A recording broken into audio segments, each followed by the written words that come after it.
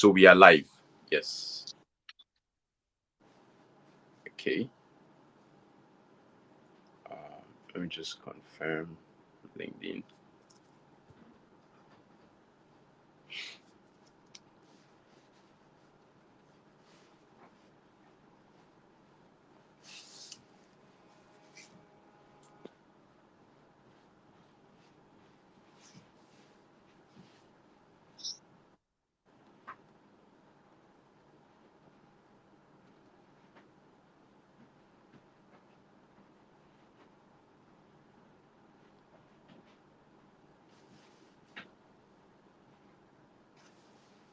Hello, everybody. If you can see me, if you can see my guests, if you can see our guests, please let's know where you're joining us from. Good evening, good morning, good afternoon.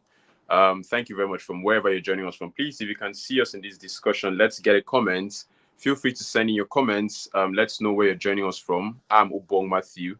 I'm the host for this discussion. I'm joining from Nigeria, Lagos, Nigeria, particularly. So please feel free to send us those notifications in the comments. Let's know where you'll be learning today with us from, right? Let's have a very wonderful discussion at the end of the day. And thank you very much to everybody who's streaming. If you're yet to invite your friends, your colleagues, your employers or employees, please do well to reach out to them. And apologies for starting this. I'm probably 2 minutes behind schedule. Just had to fix up a few technical issues, but we're good. So feel free to share this link across, share it. You can go to YouTube. If you can't use LinkedIn, go to YouTube, please. You have the link. You can as well search for Now with your manager, and you find the link to also stream directly from YouTube. And you can also stream this very discussion directly from Twitter, that is X. So thank you very much, everybody, and welcome to this discussion. Okay, so just to get just to move forward with today, I'm Ubong Matthew, the host for this discussion, and I have with me here Nicholas Kasidhi, a renowned HR professional who will share quite a lot of information for us today to understand the topic we have on ground. And we'll get to understand some information regarding people management, and we'll also, get to connect our discussions from the previous podcast, which was last week Thursday, talking about the go-to-market strategies, what employers, what organizations need to do to hire right, what they need to do to also retain right, and how they should also position themselves for long-term growth, right? So this discussion today will help those new managers, those new employers or new employees, right, who are the ones who are navigating from an individual role, right, to managing people more than just themselves. And sometimes you may be managing your friends. What are the challenges they face, and how do they stand strong, right? How do they empower themselves to be able to navigate those challenges? So welcome everybody to this discussion, and it's good to have every one of you here today. And welcome, Nicholas. How are you doing today? No, great. Yeah, I'm really trying to see how best to pronounce your first name. What? I didn't get that. Yeah, I was trying to see how best to pronounce your first name, Ubong. Ubong, yes, it's Ubong. Ubong. Like water, yes, Ubong, like water. You know when you do gong, but it means glory. Yeah, it means glory. Okay. No, Yeah. thank you for having me. Thank you very much too, and welcome to this discussion. Please, can you try what do you call it? I don't know if your earpiece or something is plugged somewhere, maybe, so that your sound can be audible enough for us to hear you.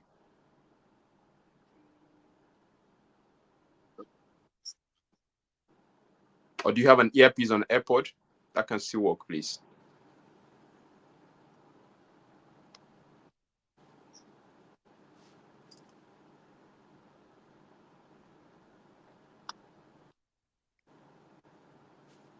Okay, I think it should be much better now. Yeah. The sound is better. Perfect. Yeah, Perfect. That's better. Much better. Yes, Okay. I can hear you clearly. Yeah. Sorry, it's because I'm using my phone, So... Oh, okay. And I'm sure our audience are hearing you better. Yes. So, just pardon my face for the moment. Okay. All right. So we'll just wait for you. Please, while we are waiting for our guest to just get his device in check, please feel free to share this link. Like I said, if you've not subscribed to our newsletter, please do well to hit the subscribe button.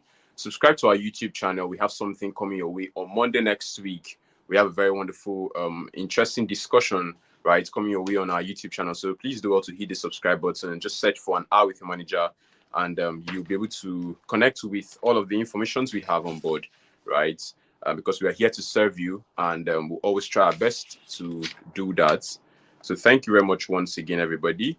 If you're unable to join the last discussion, just visit An Hour with Your Manager page, and you find a conversation on go-to-market strategy. We also had something on career development, right? How to start a journey, how to get over it, how to understand where you are, how to set your goals as a professional, even when you're in a senior managerial role, right? If you're a professional, you can still take some of those informations to be useful and valuable for you too. Mr. Nicholas, have you sorted it out? Okay, I think we have it on board. Yeah, can you hear me now? Perfect. Thank you. Okay, thank you. That works. Okay. All right. So, so on our last discussion last week, we looked at how organizations align their strategies, right, to stay competitive and anticipate for future market trends, and how they can hire right, like I'd mentioned, how they can hire right, retain rights, and also position themselves not to lose out on their values, right, and still maintain and connect with their employers, or with their employees rather, right. So today, we're looking at how to support those new people managers who drive those initiatives that employers set in space, where stakeholders set in place, right?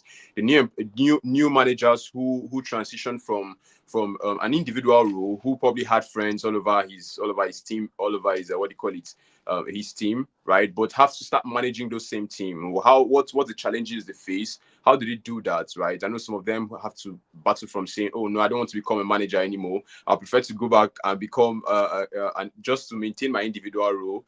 So that I can still maintain that level of friendship, right? We know it's not an easy journey, but today, our guest here, Nicholas, will help, guide us through that process, share some case studies, possible experience from his own platform, from his own business, Pan African Talent Hub, and we'll get to learn something today. So please stay tuned, stay glued, and share the link across. And also, don't forget to send in your comments and contributions. Let's learn together. So, first, I would like to ask our guest, while you were anticipating this discussion today, what was the first thing that came to mind? Okay, look, I think so many things were going through my mind, because it's quite a broad subject matter. Okay. I think at the foundation of it is really how well we get our teams equipped for the next level, and especially when people are looking to really grow from their one level to the next. I know you had a discussion around career development, so this is still really, for me, a continuation of that. Of course. And really ensuring that as people come, they definitely find value in the organization.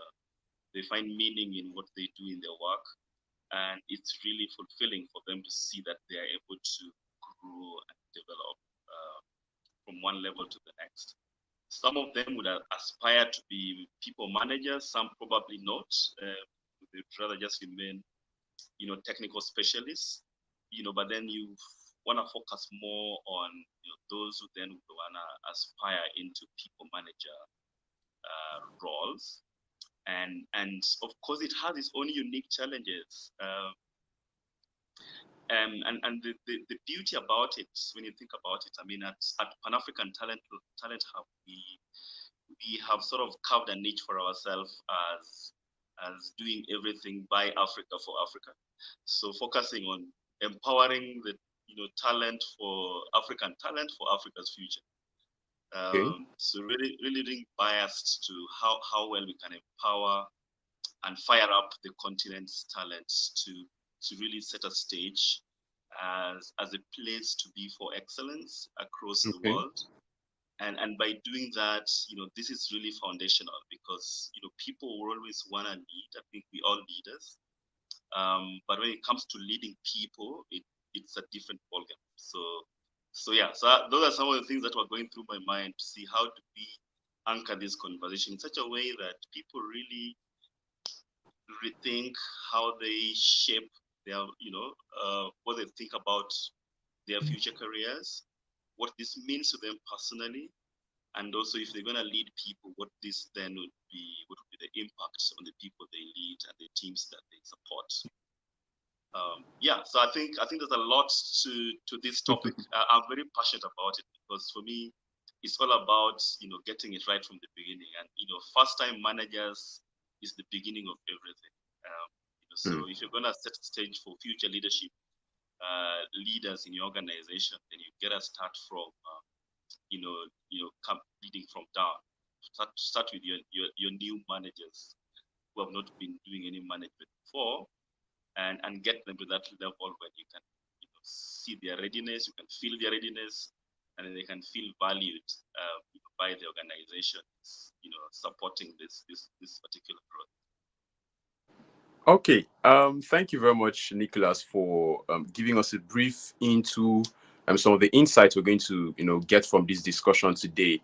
But before we move further, I'll proceed with this. Please, let's know more about you. Let's know what you've been doing for the past 20, 25, 30 years, 40 years, and still counting, right?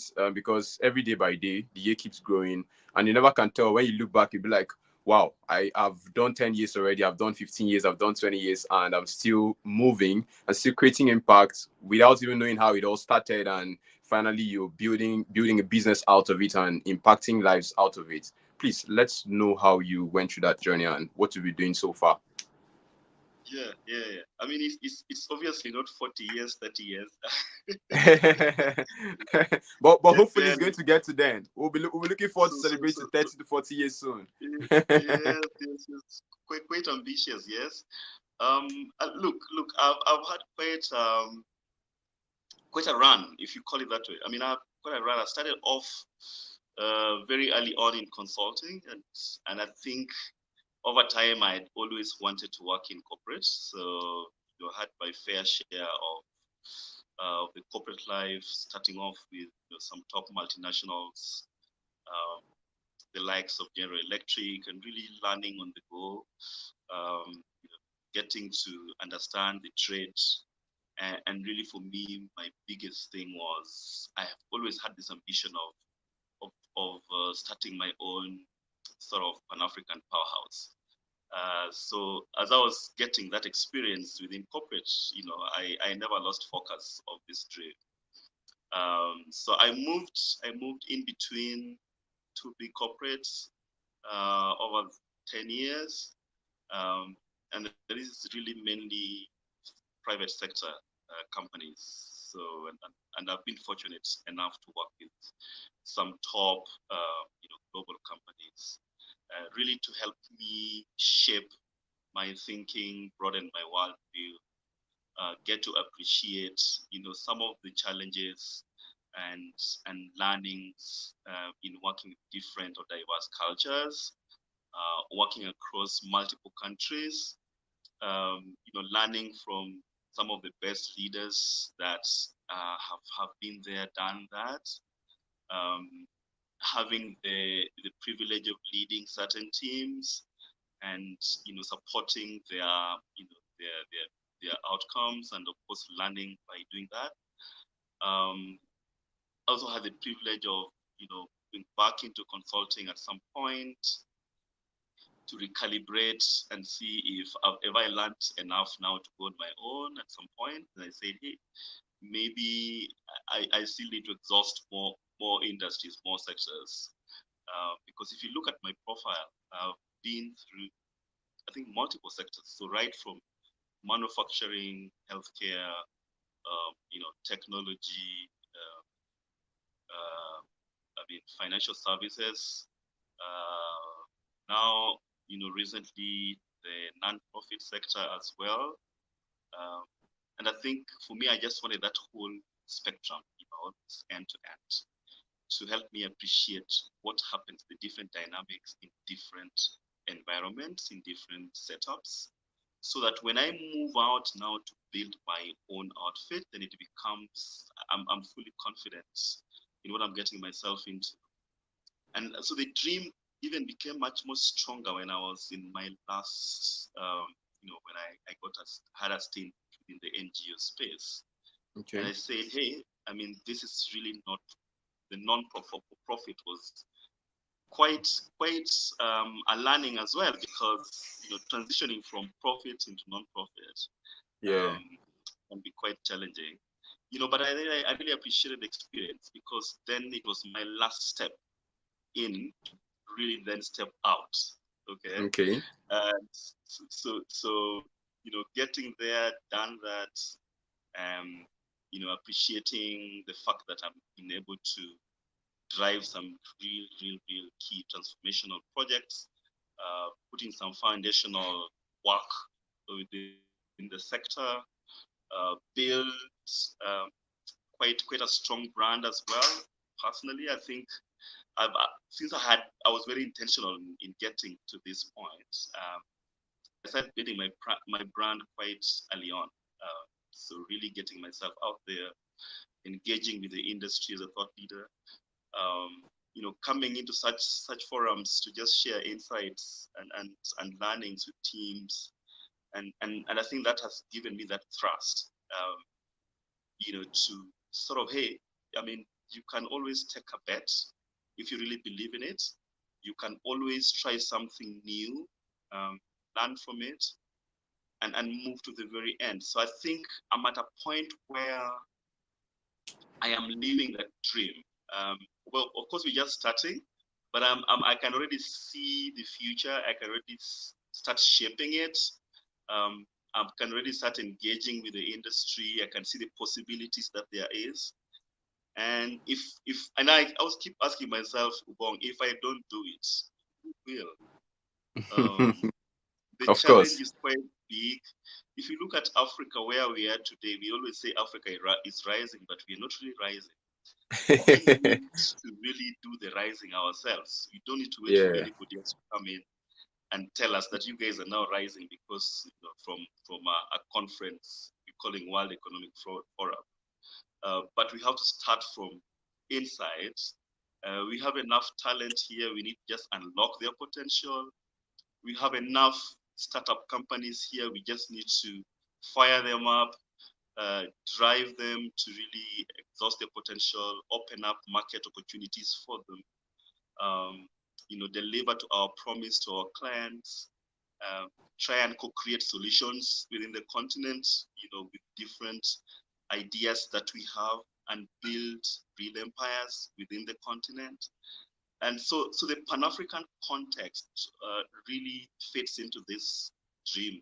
And I mean, I really can't wait to see what it all means, beyond imagination. So that's where we are. Wow. That's such an amazing journey. While you're mentioning all of the spaces you've been able to, right, to engage, to learn from, and to to gather up experience along the way, and I'm like, did you just wake up one morning and then just put down all your goals to get into each of these industries, right? Because you've been in the manufacturing space, you've been in the healthcare service space, right? And still counting, which I'm very sure, I'm very much, I can say that uh, if you have to work as an insurance expert, it's possible to be a consultant for it. You might not be doing the direct job, right? But just get to understand how all of these things work. But how did you get to shape all of these things for the past number of years? You've been able to stay in the corporate space and to start your own business, because that's so much journey, if you ask me. Yeah, yeah. It's quite a journey. It's really about never being in a comfortable space. So for me, there's always a reason to wake up every morning to make a difference. Sorry, what do you mean So by comfortable space? What would you say is a comfortable space? when you feel that you've arrived, um, and then you just chill and relax, and then you're just happy with your current state of life. Um, So that's the reason why you find many people go into a real safe space. And corporate can be very, very comfortable. It's safe. You're covered. Very, You very. have a paycheck every end of the month. Your medical, you have a pension. I mean, the promise is great in a corporate environment. But do you know that even that company where you work for was once someone else's dream? Of course. I mean, Of course. when I used to work for GE, we used to say, look, I work for a 130-year-old startup. Now, GE is a 130-year-old startup. Now, And still counting. and still counting. Yeah, so it's even grown, quite grown. And things have really changed over time. I mean, the dynamics of the environment have changed. The business environment is changing. But you can't sit back and say, we used to do it this way, so we just continue. So you have to always reinvent yourself. And I think for me, the secret has always been wanting to reinvent myself every now and again without settling for just the usual.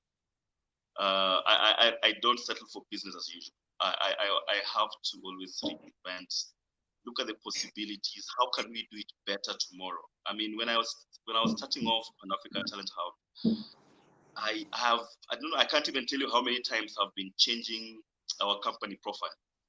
Because I read something and say, hey, this line is not looking well. Can you adjust it?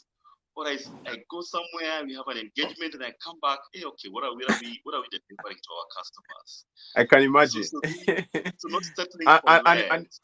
And it feels like you're going nuts with your team members, coming back every day to refine and keep refining. So we're getting used to going nuts because going nuts will get us to where we need to be, right? If you don't go, if someone never went nuts on some of these things, even these platforms we're using today, we didn't have them today. But it took some work in the background, some people really sweating it out to make sure it works. And that also sits the same way with leadership. I mean, leadership is never comfortable. Right. It's the most uncomfortable position to be in as a leader because you never sleep. You're always worrying about everyone else's problems with sleeping. Looking at the stocks and the share that you have of the market and your units and the growth and the people, and the dynamics and the operating environment and the taxes. You, as a leader, you never sleep. Now, bring that to a businessman. Now, it makes it even much more complex, right? Yeah. So that's the reason why I've never settled for anything less. I'm still going, and we have to get it right. And I mean, Africa is our place. Africa is our business, and we have to do it, right? Of course. Africa is going big, and like you said, we hear Africa is going big, but what are we doing to also help it get bigger, right? As the labor market, as the entire, what I call it, the globe is having that focus on Africa. I think hosting conversations and discussions like this is the reason why we want Africa to also grow. Because by tuning in every Thursday, we get to invite guests who also share their quota, and let's see how to brainstorm and share information to every other person and every other entrepreneur, startup founder, and business leader who are finding it difficult to navigate their way through their professional career, their journey, or their business themselves. And thank you very much, Nicholas, for sharing in depth of those information and walking us through your journey, and even going as much as, sharing much of your experience and the challenges you've been able to face, because I know it's actually not an easy journey. I know how it is like, right? I've kind of managed a couple of brands, and I know the stress and the pains attached to it, just managing them, and imagine leading those brands also, and imagine putting those brands out there for people to actually see it, right? And take, for instance, in the startup space, it's quite crazy when you have to be the jack of all trades sometimes, and it's a good thing to still learn across board. So for us to get into this discussion, right, because most of our conversation today is we're looking at how to empower the new employees, right? What organizations should do. But before we go in deep into that, first, what is your own context of a manager? Because I know people have different contexts of defining a manager and a leader, right? Those two contexts are those two what do you call it, names quite mean different things, but we might be using them in the same context sometimes. So what's the definition of a manager? Yeah. So a manager, I don't know, can you still hear me? Yes, I can hear you. Yeah, yeah. So great, great, great. So I think for me, contextually, is really delivering results through others. Um, empowering others to do the work, Okay. because it's really, getting to a manager position or a manager level means that you have transitioned from being someone who has always focused on their own work, to really translating that expertise to ensuring that you can also empower others to do the same and even do Okay. it better. So really inspiring possibilities in others. So contextually, that's how I would define a manager to be, by role and also by expectation of what that role is expected to do. The second thing for me is, which is I think the biggest difference, is the mindset. An individual contributor, they say, is heads down. Now, heads down means that I'm only focusing on my work.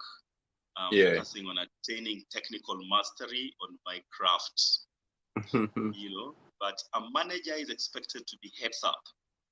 Now, heads up here means that you focus on other people's work.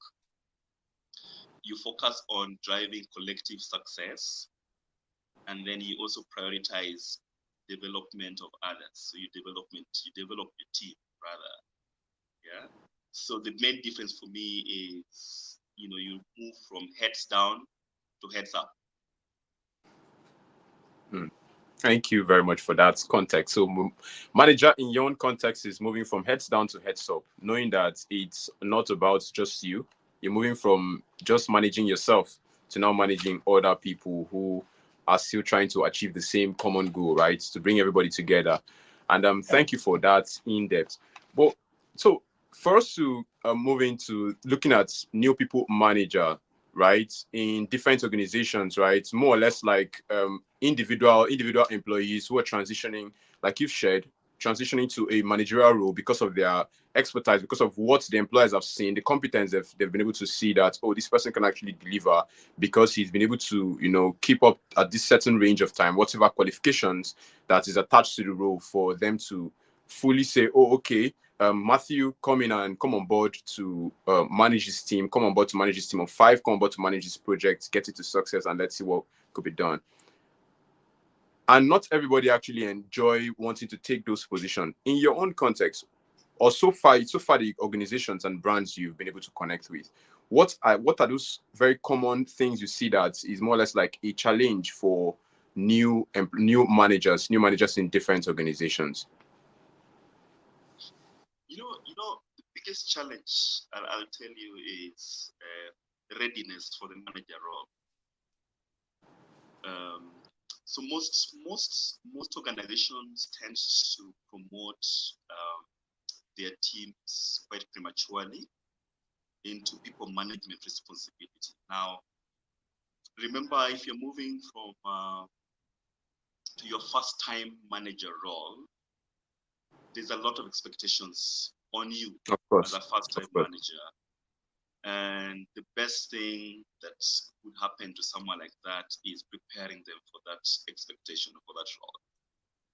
The biggest challenge is that most organizations don't have the capacity or even the patience to do that with their teams. And then, that's the new people manager development is never priority.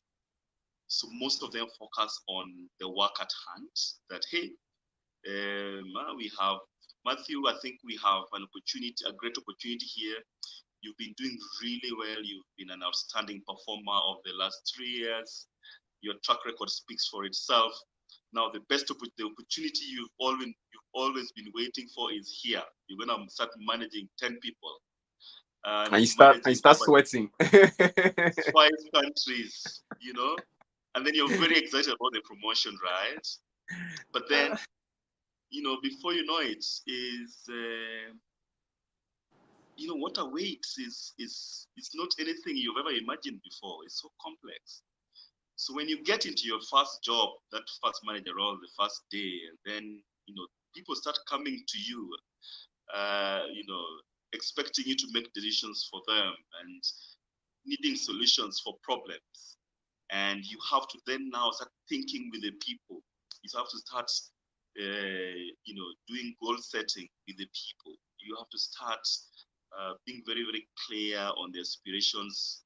Start being, bringing more clarity. Start delegating tasks. Now, no one ever prepared you for this bit that you're gonna be managing people. Just moving from managing tasks.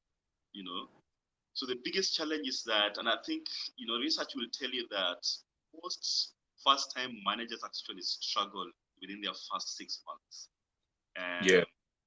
and some of them actually tends to even leave because then the pressure becomes too high, and then they realize that they cannot apply the same principles they used to apply when they were just an individual contributor. And some of them quit without even saying anything.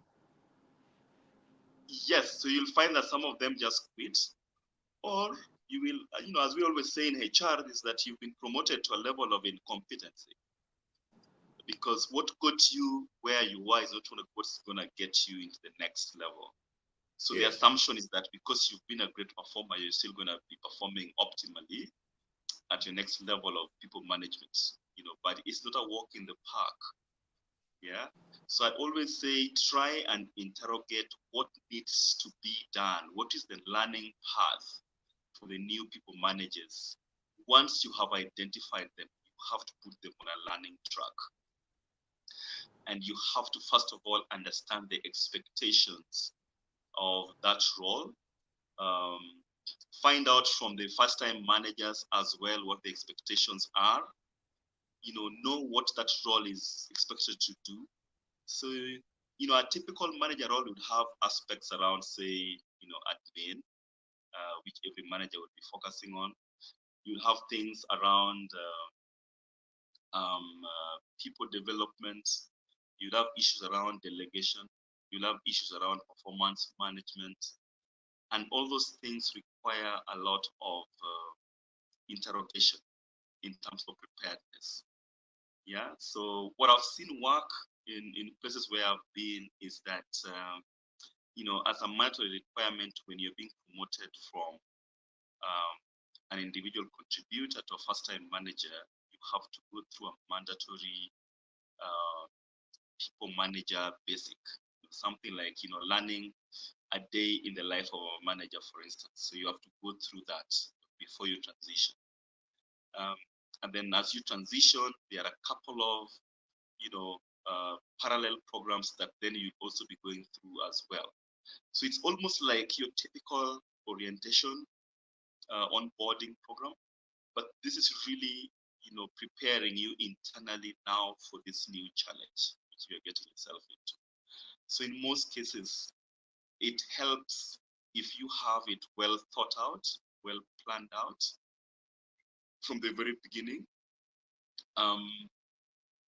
so that it works out. Now, the second biggest challenge is that you will realize that if you're a bigger business, then you have a much higher chance of promoting quite a number of people within a very short time. And so if you're going to invest into a program to develop these new managers, then it becomes quite expensive for some of these programs. And it's also quite intensive in terms of capacity as well. So most businesses tend to shy away from them and only focus on mid-level managers and senior level managers, so senior leaders within the organization. Yeah, without prioritizing now these guys who are joining in their first time management roles. So that has always been a challenge. So we always have this bias of prioritizing development for senior managers within the organization who have had some bit of staying power and have proven themselves as leaders. So we sort of fast track their development, while we forget that this guy is just been promoted in his first time manager role needs actually more focus and more But support.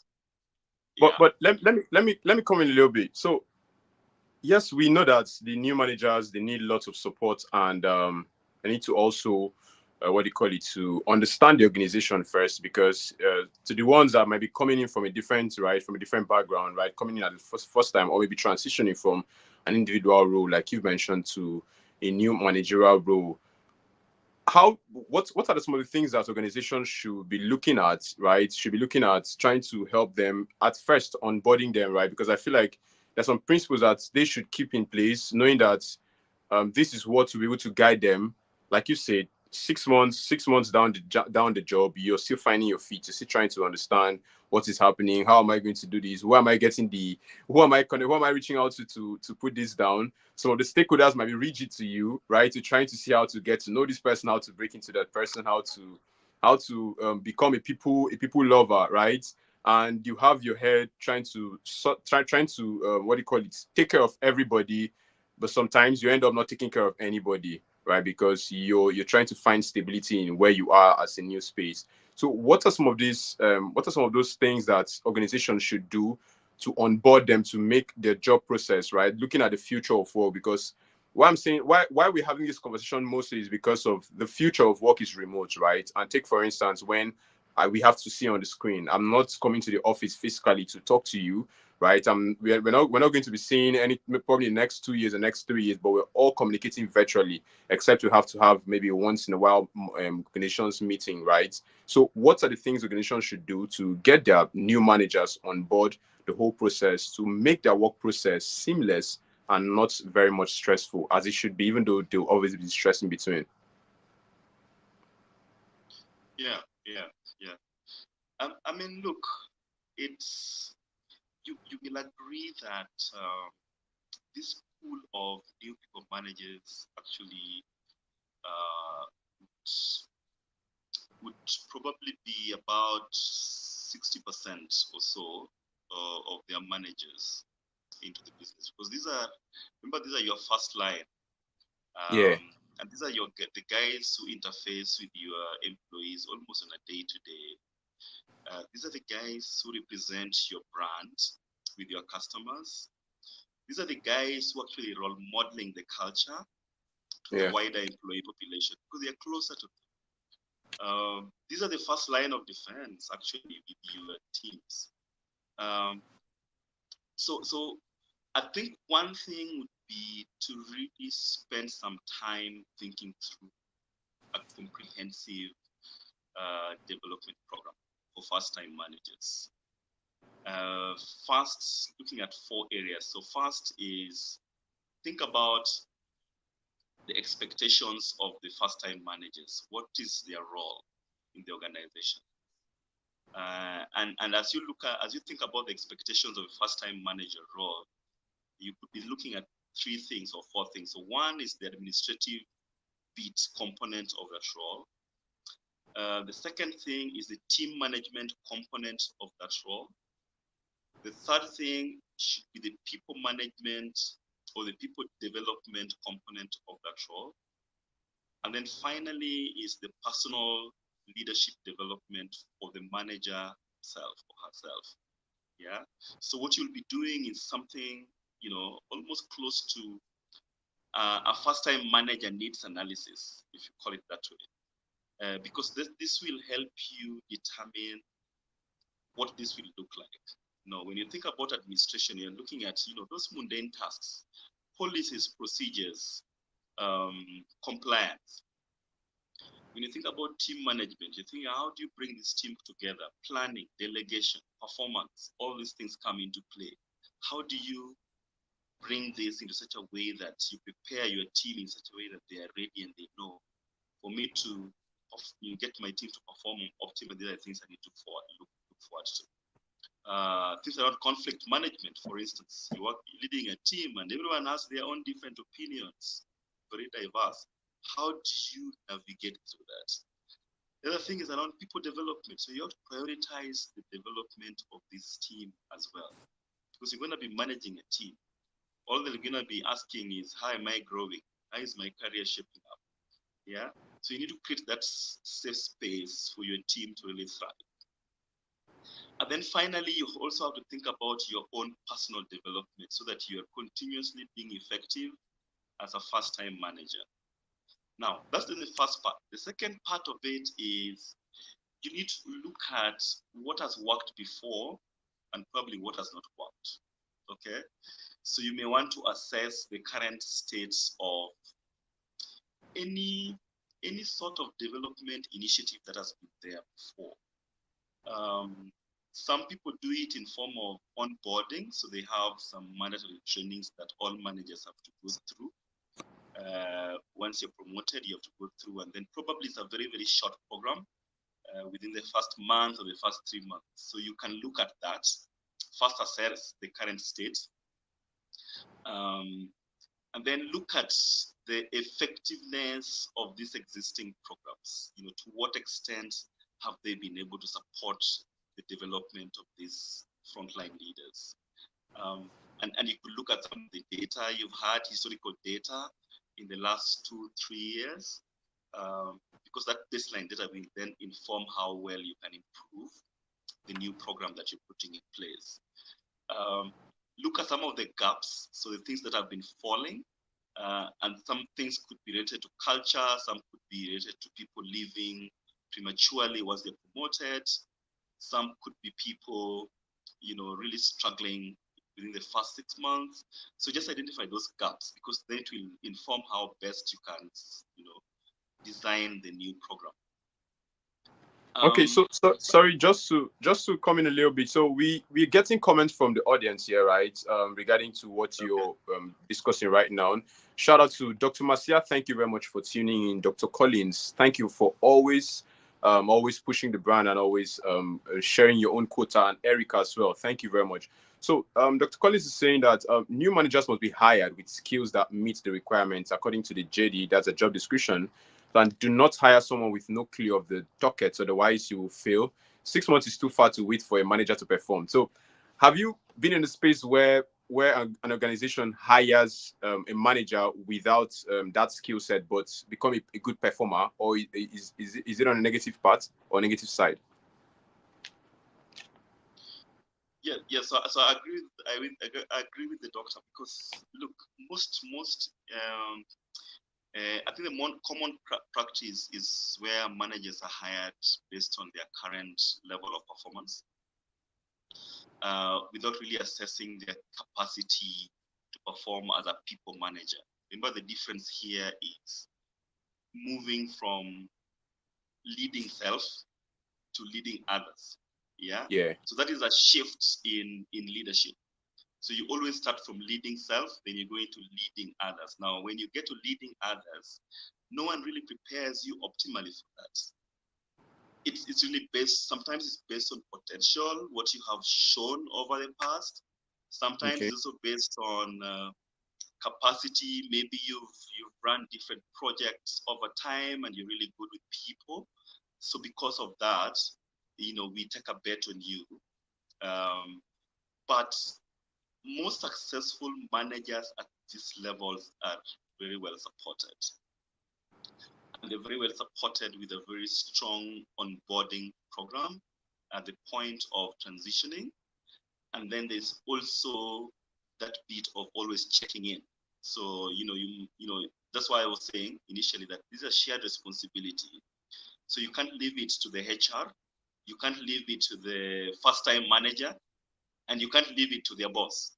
So all these three people have to come together and say, as the HR, I'm going to put a pulse on this and make sure it's done right. As the direct manager, I'm going to hold my guy accountable for what he needs to deliver in the first 1 month, second month, third month. Yeah. So we're not going to leave anything to chance here and wait for 6 months to come. Then we now reassess whether this guy is doing what he's supposed to do or not, right? That would be 6 months of disaster. So we can't afford to wait for 6 months, yeah. But if you don't do anything, then it will fly very fast, and before you know it, you know, you'll be like, no, we're gonna hire from outside. You're not gonna promote anymore from within. So you realize when you see a company always hiring from outside, it means that they have lost confidence in their own internal pool of talent. and because they don't have put in the work to develop their internal pool. So by default, they will Well, always look how can external. they do that? How can they do that so they don't have to be looking outside, right? Just train one of their employees to become the managers, right? To prepare them ahead of time. I think like in the banks, I know banks actually have a managers program, right, where they train people, preparing them for the next role, right? So how can organizations also do that, or at least to reduce going to look outside? Yeah, yeah. So like I was saying, it has to be very intentional from the very beginning. Like this has to be part of the business strategy and also the people strategy.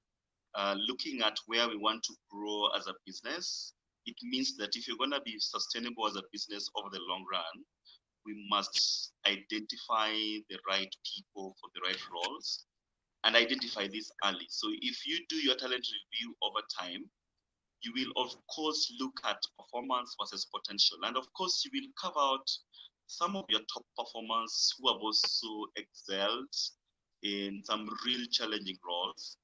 And depending on the roles that they play, then you start now putting some work behind them in terms of preparing. So that by the time that promotion comes, it's not just a knee-jerk reaction, but it's been very deliberate. Like we've known that Matthew was meant for this from the word go. I mean, we've been doing all these things. We've been taking this guy to training. We've been sending him to lead some projects. We've sent him to go and help some work in a new country that we've just entered, and see how fast he's really turned around this space. So clearly, you're preparing this guy for succession, or to move into this people manager role. So there's a lot of work that happens behind the scene, and that's why I was saying you have to connect all the dots from the very beginning, right from the HR programs that are available. You have to look at preparing the direct manager, have those conversations almost every month or quarterly to review your talent pool and see the entire conundrum of your talent infrastructure within the organization.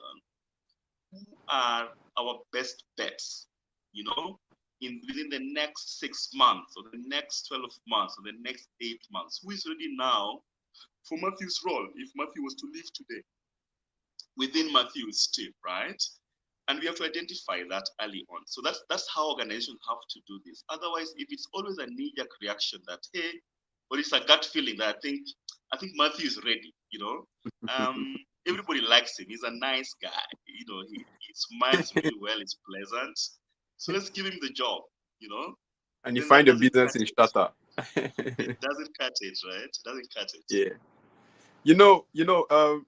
I discovered something on LinkedIn, right? LinkedIn is doing quite an amazing stuff. Please, anybody who's using LinkedIn, please do well to see how to use it effectively, because LinkedIn has a lot of amazing features from learning, right? Learning growth and walking you through your professional journey, right? So they have this stuff on the AI mentorship program for new managers, where you can always ask the AI. Is like a chat where you get to converse with the AI, to walk you through, to guide you as a mentor, as a new manager. So, what would you say? How important is the role of a mentor in the life of a new manager? And would you say organizations should be looking outwardly for mentors, or HR personnel should, stand in as those mentors, right? Because HR personnel needs to also do their job, and the mentors can be anybody, right, to walk them through that journey. How important is a mentor in the life of a new manager? Yeah, yeah. So mentorship is so critical, and a mentor should be your best friend, and especially at this stage when you are transitioning into this expanded responsibility of people management. In our previous organization, we launched a mentorship program where we identified mentees. Mentors first, and these are people who have been there in the business for some time, right at director level and above. And of course, then we opened up the program so that we get mentees to sign up, Okay. for mentorship. And we were really encouraging a lot of these guys who we are identified as top performers, so hypos, to really pair them up with mentors within the organization. So sometimes identifying within works because of familiarity with the ecosystem, and of course people who are closer to the business are able to advise you better.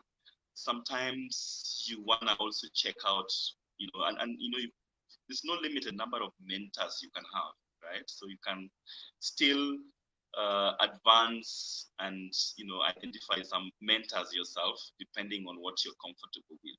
So I've seen mentoring really work very, very well, because best practice is also to identify someone not working within your department or function. So get someone who's totally remote and really can help challenge and build with you on an issue that you're struggling with, or you can always bounce ideas with. You can act as your sounding board, and especially when you're confused and everything sounds very, very unclear during this period. So mentorship works wonders. Second thing is coaching, and this is I also seen that some organization actually just identify all their people managers and take them through a coaching path. Okay. First of all, for them to appreciate the value of coaching for themselves, so then they can now then translate it now to the direct reports in the company. Because if you have people managers who are also coaches, then that becomes an additional benefit Of course. for this leadership pool, because then their management style will be a bit different from your traditional manager who just relies on what they think they know. But if you're a coach, you always put your coaching hats to get results when you really need them, and inspire people to really, go above and beyond what they're supposed to deliver. So have mentorship and have coaching as part of your first-time manager toolkit. Wow. Thank you. I think while we're having that conversation, we're having a comment here from Dr. Collins. Dr. Collins, thank you, saying that mentorship starts from your managers, right, and HR personnel, then CEOs collaborate with the employees and engage with them as part of you to take them through the leadership program, right? Thank you very much, Dr. Collins, for joining this discussion. Okay, so just to align our conversation with new managers, right? Because we know that getting into that role is not easy, right? It doesn't just come from you just waking up to say I'm a manager, I can guide people, I can lead people. Because sometimes, like the definition itself, manager means you're managing a process, and when you're leading, right, you're leading people, you're leading human beings, not robots, right? How important, right? How important is feedback for new managers? Because not everybody gets to accept that, right? It's scary sometimes sitting down to, listen to those difficult conversations, having those difficult conversations, waiting to hear what people are saying about your managerial skill, and the next thing they say, oh, that manager, Matthew is Matthew is going to mess up things. Don't worry, and they're already scared that 3 months down the line I'm not performing, I can't do this, I can't do that, and you're already feeling demotivated, right? So how important is feedback to new managers to encourage them to be good at what they're doing? Feedback is I would say is part of it's really part of the game. I mean, you cannot separate feedback from management, because you always need to know what people are thinking about you as a manager. You always need to understand what's happening on the team. You need to be close to it. For you to be an effective manager, you cannot separate yourself from feedback. I mean, as they say, feedback is the breakfast for champions. However, feedback can be very uncomfortable as well. Not very. Not many of us would like feedback. I mean, we always like the positive side of feedback, right? But not many manage and ask for feedback.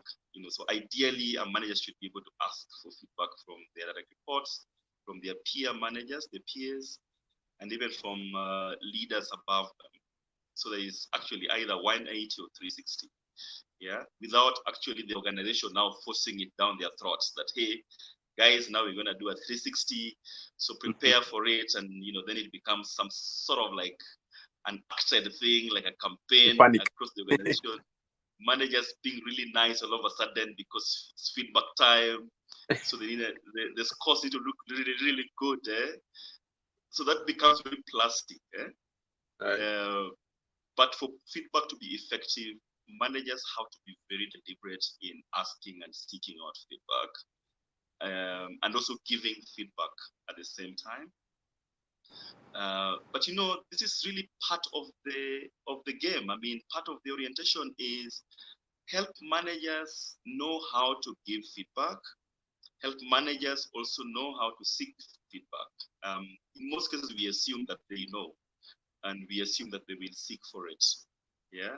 So when we do this shared responsibility with the direct manager, with HR, and this new manager, we need to really appreciate the value of having a constant feedback mechanism, which is not scary at all.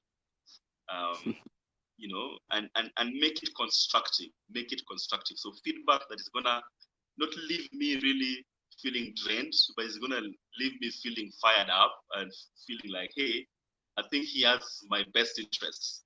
He gave me this feedback because he really wants me to succeed, right? It's not just putting me down that I'm failing at my responsibility, but this guy really means well for me. Yeah. So we need to start appreciating the value of constructive feedback in management, because you really can't do without it. Otherwise, you'll be leading in the dark.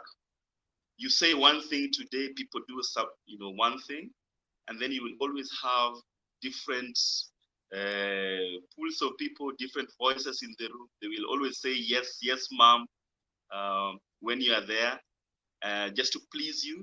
But when you're out of the room, they talk a different language, right? So you want to be very close to your people by enabling a very strong feedback culture. Wow. But feedback, like you said, can be very scary. And I just speaking about feedback, I just want to say this quickly to everyone who's listening to this from different platforms. Please, in as much as you're here with us, would love to hear, in line with feedback, we'd love to hear what you think about and now with your manager and what we've been doing so far, right? Do well to send in your comments, do well to send in your contributions, right? However, I know we can serve you better. Because this live podcast on Now with the Manager is going to be here for as long as, by the grace of God, we're going to be here for as long as to continue to share valuable information. And please, while you always listen to us, don't come alone. I always encourage you to not to come alone, even if you can't sit with the next person to watch this stream. Share the link across to your friends, share it to your employees, to your boss, if possible. Right, share it across everywhere. Share it on your stories, your WhatsApp stories. We have ourselves on YouTube. They can stream it directly from YouTube. You can stream it from Twitter, and you can stream it from LinkedIn to join this discussion. So it's not only for Matthew, it's not only for Obo, or it's not only for our guest. It's for every one of us to continue to learn and share together. And thank you very much for our guests so far, and with all the insights you've been able to share. But let me just take a little bit out of new people managers and with the hustles and challenges we face as new managers. Let's talk about you. How do you get to navigate all of this with your family, with your person? Like, I know you've talked about how you went through your journey, right? But what's your own definition of work-life balance with getting it right and still, being there for the people, being there to make sure that people are getting it right too, and back home is also good and home is also looking very nice. Because I know the female guests I've had here, they also share their own part from the mom's perspective, and you get to connect with them and see that, okay, it's actually not an easy journey having to still be a mom, having to be a mother, and still be at peak performance in your organization, in your role, or in your career, or in business. So how do you get to walk your own way through all you do and still stay, at the top? Yeah. I was almost waiting for you to say still staying sane, right? Um, I always prioritize self-care, because you must start with yourself first. If you're gonna take care of anybody, you have to be in the best shape and form even as a manager, as a family person, because then you then be able to exude the same energy or reflect the same energy or vibrancy to the others. So I always say, try and prioritize your wellness. And for me, I try as much as possible to, when it's family time, I just I close work. And so, because one of the things I moved out of full-time employment is to be able to manage my time better, right? So, being your own boss, you have the liberty of starting and closing. But then you realize that, because you have a lot of priorities, competing priorities, you do a lot more of engagement, especially at the starting point. It can be very, very draining at the starting point Of course. with a new business, until you get it now running on its own. So I've had to do a lot of balancing. My weekends are really just my weekends, so I really don't touch any work. I just unwind in my own style, in my own way. Of course. Do a bit of touch-ups here and there, a bit of homework here and there with the kids. Catch up with friends. Then when Monday comes, then it's just the usual Monday that everybody has to go through. But of course, then I have to just manage that time. I think time management and self-care for me has always worked best. But really prioritizing self-care is really important at this point. I can imagine the stress sometimes you have to go through to, to still be at peak performance and still get back up and do what you got to do. Thank you very much for, also sparing out that time, because I know it's quite late for you at where you are. But regardless, you've been able to share in-depth information on what new managers should be doing and how they should also prepare themselves, and organizations, right? It's not just only the employees themselves, but what organizations need to do to get themselves ready for that new position, how they should position the next level of managers, what they should do to help them grow. Because getting into the managerial role, it's not just you. You're not just there to represent you. You're there to represent people. You're also there to represent the organization at that scale, to the team members, to be able to deliver what has been instructed, and also sometimes come in as a coach or as a mentor to some other team members. And sometimes you have to battle with maybe managing what they call it, senior persons in the team, and which, it can be very crazy sometimes. You find that the older ones don't want you to manage them, and they're like, who is this young person who's trying to manage me? And you get to deal with some of those challenges, and you have to go back to the bosses and report and say, oh no, I'm having these challenges with this person, not being able to respond to what I need to do. But in understanding all of that, which you've been able to share, it's an easy way for us to know that, keep ahead of time and know that these are the challenges, and this is how it's going to be for you to, find your feet, get on board, and be good at what you're doing, because it's a process, and you just need to understand the process. But like some of the skills which you already know, like emotional intelligence, being emotional intelligent, having good communication skills, which you've mentioned, what other skills is effective for new managers to, to gather themselves up, to, put themselves down, those soft skills that can keep them intact in their delivery? Yeah, so emotional intelligence is really critical. I think the other one is really self-awareness, being able to really understand yourself, your key areas of excellence, and understanding your environment as well. And of course, being really good at understanding your people's areas of strength, being close to the ground, as well as balancing both business priorities and also your people priorities. So there are some people who carve out themselves as more people oriented than task oriented. So you just need to have a balance of that. But also stay close to data and analytics, because if it can't get measured, then it won't be done, right? So you don't just hear working stories, but you need to really anchor everything you do on data and metrics, so that you measure the effectiveness of all the initiatives that you have, all your programs, and the things that you really want to achieve as a people manager. Yeah. But then if you ask me, the most important of them all is really emotional intelligence, because then that is an all-rounded, more understanding your social setup, yourself, relationship management, and everything else around you. Starting with yourself is very, very important as a new manager. And of course, understand the business. So be aware of what's happening in your business.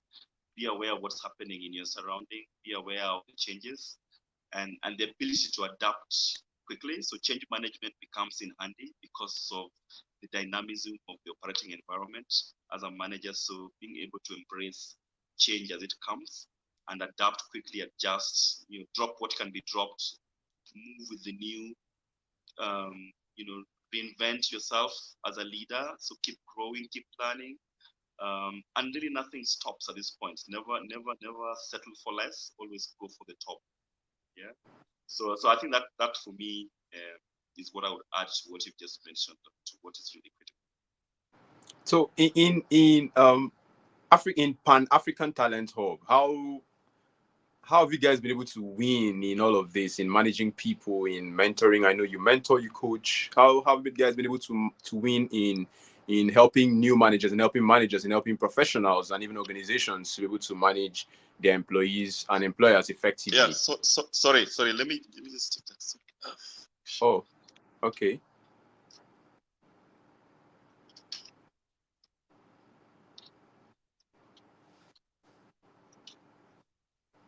To everybody who's joining us, please, thank you very much. And I'm seeing the comments here. Erica, Dr. Marcia, Dr. Collins, thank you very much for championing this with us. And Erica here says plastic feedback, or practice feedback. That is a new perspective. We must navigate how fragile we are when influenced by others, people, glass, etc., and all different temperaments. Yeah, feedback is very important. And myself personally, I get to have one-on-one sessions with my team members, right? Every of my team members try to have one-on-one sessions, both for now with the manager and other business, which I get to manage, right? And being a manager doesn't just end at just managing processes. It also pushes you to get into the leadership space, right? Because except you just want to be there to always answer yes sir, no sir, yes sir, no sir, you will get to understand that as a manager, sometimes you need to stand out in the leadership role to direct people, to teach people, to coach them, to mentor them, right? To be able to communicate effectively, not you doing all the job, not you being the jack of all trade, because you know that, oh, this thing is there, and oh, this, I can actually do this, and you get yourself to do it. But you can always guide people, to make that work process very interesting.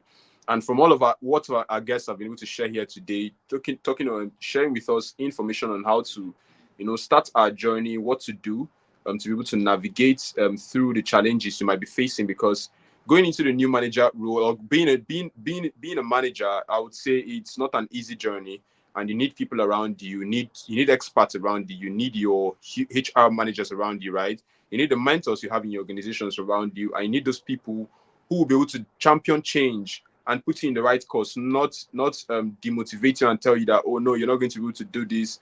You will find it very challenging to navigate your way through, or you're going to find it very difficult, or the world is going to come at you. No, we need people who always motivate you and tell you that I was once there, I've been in that position with you, and I know how to get it right. And because you're under my guidance, you will also be able to get it right. That's enough confidence for anybody, right? You can also do that for your employees. You can also do that for your team members. You can also do that for your colleagues who don't really understand how to move through with their journey. Welcome back, Nicholas. All right. No, thank you. Oh, you had some technical issue, right? Solved? Yeah. It just dropped actually. Oh, sorry about that. Okay, you're about to share something with us. Yeah, I know. Sorry, just if you could just ask your question again before I dropped off. Okay. I think I missed it. Yeah. All right. Okay, so I was talking about all of the information you've been able to share with us about new managers, right? How has Pan African Talent Hub being able to impact its world, impact the people who come around you to do business, the managers who you also groom, the business leaders who you also mentor, professionals you get to connect with, to get them to navigate through the challenges. Because in all of this discussion today is planning for the future of work, which is already here. The future of work is remote and it's hybrid, right? So how has Pan-African Talent Hub been able to, stay as a thought leader in that space to do amazing work with trying to craft the future of work for the people of Africa and beyond? Yeah. So our approach has always been very, very simple. What we do is really being at the forefront of co-creating solutions with our clients.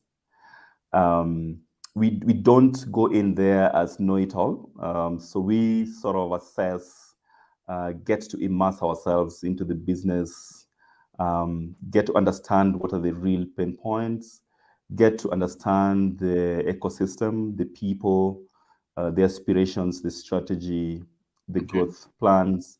And that really helps us to really get into the crux of the matter of what would it take for you to move from A to B. And especially when it comes to your leaders and growing your leaders and developing your teams. Then now we go back and look at what needs to be done in terms of solutioning, because all our programs are customized very, very differently depending on the unique situation of each business. Yeah, it's very different. So some people would say, look, for me, I think I'm at a place where my people are doing really well. We are very mature, stable. All we need is just to amplify their visibility, amplify their level of performance, amplify how they engage with their teams. Or maybe we just need to change our culture, really rethink how we're gonna move from, shift behavior in one area to the next. Or some people is really, we've just acquired a new company and we are going through a merger, we are going through a lot of change and disruption. All we need now is to equip our managers for this new disruption. Yeah. Then we work together on a plan. We pilot test it, we check it out, and then we roll it out. So really thinking through the design of the program, really thinking about the rollout strategy, really thinking about reinforcement over a period of time, and really think about how we can partner with you to have constant check-ins to see how we are doing in terms of progress, what we put in place. So ours is very custom-based, quite tailored, uniquely to your unique needs, to address some of those complex challenges, to really help you work through things. So being very close, very intimate to you. So we have the advantage and the benefit of being small and a startup. So we can stay the course. As you grow, we grow. So, like I said, Africa is our business. So we are a startup, you're a startup. Let's grow together. Of course. Thank you very much, Nicholas, for all you've shared, the points you've been able to communicate with us. And irrespective of the technical glitches we've had, I've also had powered stuff to deal with today. And we've been able to impact our world for the past 1 hour and 15 minutes. And I want to say a very big thank you for the informations and insights you've been able to share, right? Because it's been very engaging. It's been very, very interesting to hear the quality information you get to share. What Pan-Africa Talent Hub is also doing in its own space to also groom the new future of Africa and the next future of best startups all over the world, which we're looking out for, because soon Africa will be housing more than hundreds and thousands of startups coming out to become unicorn, not just to come out to just maybe do once and then they run away after maybe 1 or 2 times, which I know it's not an easy journey, right? And I want to say thank you very much to everyone who stayed with us for the past 1 hour and 15 minutes. It's not really been easy, and I know that you sparing out your time, your busy time, which probably you might be working for lunch break or something, or maybe you're trying to get some rest, but you're here with us to gain valuable information. So we really much appreciate that. And I say, I'm very much appreciative of that time you spent for us. And on this discussion, we will continue to move forward with this. Next week, we have another conversation which we're going to still talk about people, we're going to talk about employee, talk about management, right? Because let's see how to shape the future of work together. Let's see how to make work process simple and seamless for us. Let's not be scared on what the future is going to be like. Rather, let's see how to think about it together. And I'm going to say this to everyone who's listening: in as much as you get to connect with our content, please do well to send in your questions if you have any, your contributions, and if possible, connect with our guest Nicholas Kasidhi on LinkedIn and across social media. And if possible, you can still search for them Pan African Talent Hub, and I'm sure you'll be able to find that to connect and get more information, because there's a worksheet template which Nicholas shared with me. Maybe except maybe I'll communicate with him to see if I can send that across to every of our newsletter subscribers. But that worksheet can also be helpful for you. Can also be helpful for your brand. Personally, as a new manager, it can also be helpful for you to also navigate those challenges. Let's see how to learn together, grow together, and going to impact our world together. So before we sign out, Nicholas, please, do you have last word for our audience who are listening? Yeah, no. Thank you so much, Ubong, for this platform. I think it's really godsend, and very timely, especially at this day and age where Africa is facing its fair share of challenges, and of course, we as people who are part of this continent have now the responsibility to change the course of everything and really make it a better place, make a difference for our teams, create a level playing field for our employees, and identify our leaders, and ensure that we do not have any crisis or succession gaps, within our teams. So I think it's a very good time. All I can say is that let's embrace change as it comes. The same template that you used 10 years ago may not apply now. How you used to do it when you joined 15 years ago in your company may not really work now with your new managers. Embrace multi-generational differences, especially the Gen Z. Embrace the potential of artificial intelligence in getting smarter and more efficient in how you operate, how you deal, and how you get things right. Try and embed a lot of change. Navigate through change, and always keep learning. Continuous learning for me is everything. There is no know-it-all. I mean, I'm learning a lot, even in this podcast. When you stretch it and you hear different opinions and you listen to different perspectives, there's always something you will learn. So embrace learning, embrace change, embrace AI. Help find out how to navigate the multi-generational differences within your workplace, within your different cultures, and always keep doing your best. I mean, the future is bright. And as I said, every now and again, Africa is our business, and we're going to make it work. We're going to shape the future of this continent one day at a time. So thank you very much. I appreciate. And definitely, Africa is our future, is our continent. And with or without, we are definitely going to make it work. And thank you very much for your time. And thank you very much to everyone who's been able to stay glued with us. Please don't forget to subscribe and follow us across social media. Let's continue to share and learn together. Have a wonderful night, day, wherever you're joining us from. Bye.